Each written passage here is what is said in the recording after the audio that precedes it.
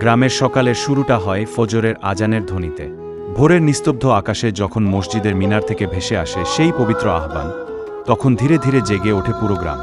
ঘুমভাঙা মানুষগুলো শান্ত মুখে উঠে দাঁড়ায়, অজু করে নেয় পবিত্রতার জন্য। চারদিকে তখন হালকা কুয়াশা, শিশির ভেজা পথ, নরম মাটির গন্ধ আর ঠান্ডা বাতাসে ভরে থাকে সকালটা।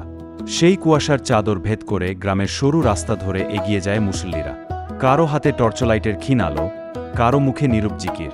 মসজিদে ঢুকেই দেখা যায় মানুষগুলো নামাজে মগ্ন।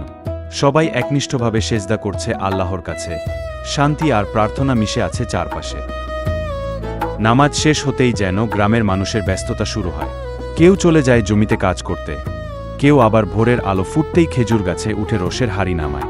ইবাদতের শান্ত সকাল ধীরে ধীরে রূপ নেয় পরিশ্রম আর জীবিকার এক নতুন দিনে। ভোরের আলো ফুটতেই গৃহিণীরা বাড়ি ঝাড়ু দিয়ে চলে যায় রান্নাঘরে। সাজানো মাটির চুলা আর হাড়িতে ফুটে উঠে সংসারের নিঃশব্দ ভালোবাসা। কৃষকেরা জমিতে ধানের চারা লাগাচ্ছে, আর কেউ কেউ পানি দিচ্ছে ধীর স্বভাবের হাত দিয়ে। প্রতিটি চারা তাদের পরিশ্রম আর আশা ধরে রাখে। জমি ও মানুষের মধ্যে গড়ে ওঠে এক শান্ত নদীর মতো বন্ধন। নদীর বুকে জেলেরা নৌকা নিয়ে মাছ ধরছে, প্রতিটি জাল যেন ধরে আনে তাদের আশা আর পরিশ্রম। গ্রামের ধুলোমাখা পথে বাচ্চারা বই হাতে স্কুলে যাচ্ছে। প্রতিটি পা মাটির সঙ্গে মিশে আছে ছোট ছোট স্বপ্ন আর কৌতূহল। পাশে ছায়া ঘরের, দূরে গ্রামের নীরব সুর, সকল মিলেই এক জীবন্ত গ্রাম বাংলার ছবি। এভাবেই সকাল পেরিয়ে দুপুর হয়ে যায়। জীবন চলে ধীর গতিতে, প্রতিটি কাজ আর মানুষের ছোঁয়ায় মিশে। দুপুরে বাড়ির গৃহিণীরা ধান ক্ষেতের পাশ দিয়ে হাঁটছে, তার স্বামীর জন্য ভাত নিয়ে।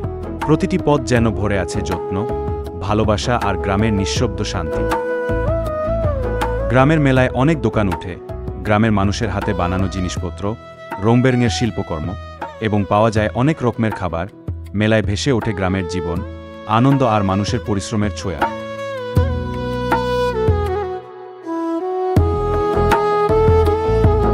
এভাবেই ব্যস্ততা আর আনন্দের মাঝেই শেষ হয় গ্রামের মানুষের দিন। প্রতিটি কাজ, প্রতিটি মুহূর্তে ভরা থাকে তাদের পরিশ্রম আর মমতা।